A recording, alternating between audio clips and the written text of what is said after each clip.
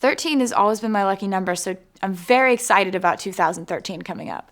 In 2013, I really hope to go on tour and have it be wonderful. I really want it to be something that entertains people and has them leaving the arena or the stadium going, that was worth the money we spent for the ticket. That was worth waiting in line and parking the car and filing into the arena. That was worth it, you know?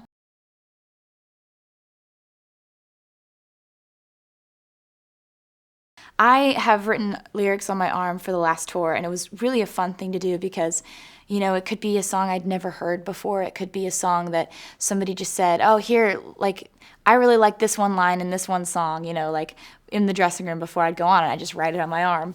And, for me, that, people are always asking, like, would you ever get a tattoo? And I just, like, I don't think I could ever commit. I don't think I could ever commit to something permanent. So I think no. I just like I couldn't. If I was gonna get something, it would be a 13. But I just like ugh. I don't want to get a tattoo.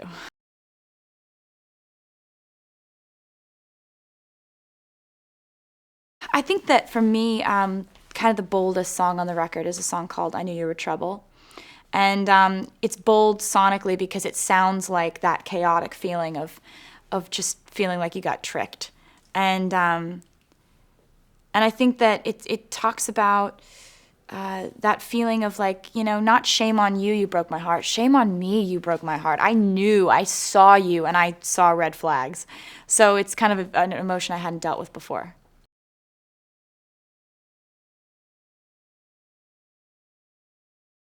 I am alone a lot, which is good. I need that time to just be alone and after a long day, just decompress. And so I go to either my house or the hotel or my apartment or whatever, wherever I am. I go home and I watch TV and I sit there with like my cat and I just watch TV or go online, check my emails. It's just like, it's nice to just like light a candle next to your bed and like no one's around.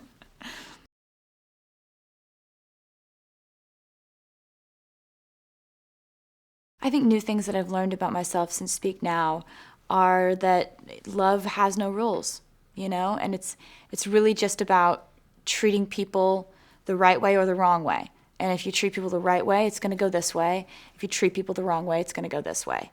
And I think that those are the only rules. And, other than that, it's just this crazy, unpredictable thing. You can never, ever figure out where you're going to end up, who you're going to end up with, who's going to end up being a good guy, who's going to end up being a bad guy. It's like just this free for all of just like chaotic feelings.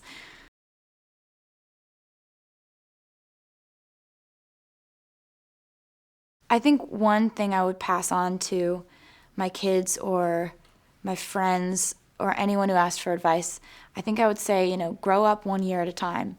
That's something I'm so glad I did. I had a weird, like weird circumstances around my life and like a magnifying glass on everything I do, but still from 16 to 22, I feel like I've been those ages every year. I've been 16 when I was 16, 18 when I was 18, 20 when I was 20, figuring things out, not needing to like be 25 that whole time.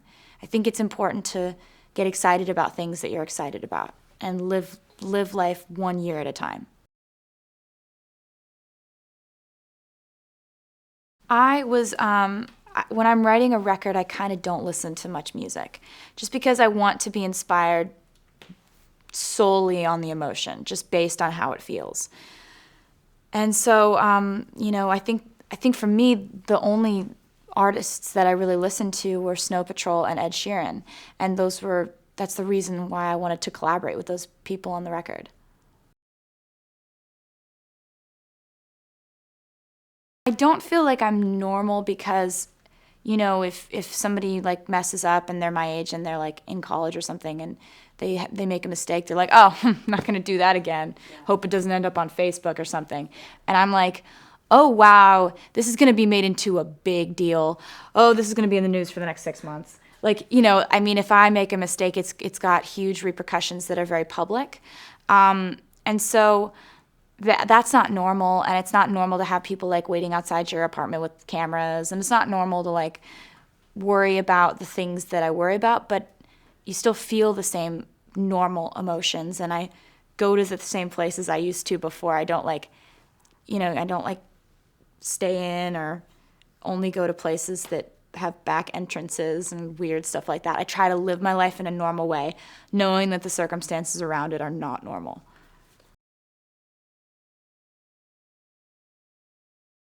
I had been writing for about a year when I wrote Red, the song. And when I wrote that song, it's almost like everything shifted, and I wanted to take the album to a different place.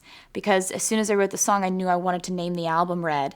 And so that was kind of in my mind when I worked on the album for the next year. And that ended up being, those songs ended up being the majority of the songs that ended up on the record.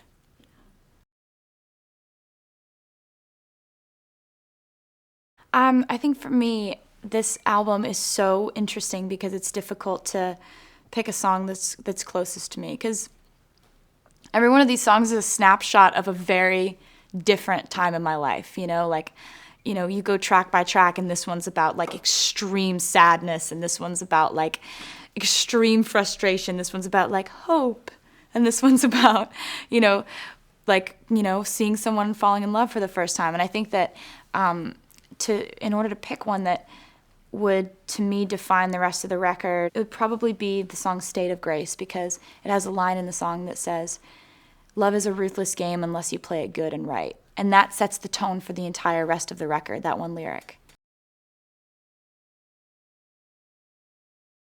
I wrote Treacherous with Dan Wilson, and we came up with, a way to say, this is dangerous, and I realize that I might get hurt if I go through with this, if I move forward with you, but I want to, and it's like that kind of conflicted feeling of it being a risk every time you fall in love, and especially with certain types of people. So I think that was a song that I'm really proud of, because it's got this bridge that sounds like a second chorus. It's got all these big vocals, and it's kind of the intensity of that moment when you're deciding to let yourself fall in love with someone. I think when the album comes out, there are 16 songs on this record, so there's a lot to go through, and there's a lot to connect to. And what I hope that people take away from this record is, songs to play for every part of their life, whether they're getting ready in the morning, or when they're, crying over a breakup, or when they're alone in the bathtub, or when they're, with their friends and they say, listen to this line, this is exactly what I'm going through. I want these songs to fit into people's lives in all the different ways that they need music.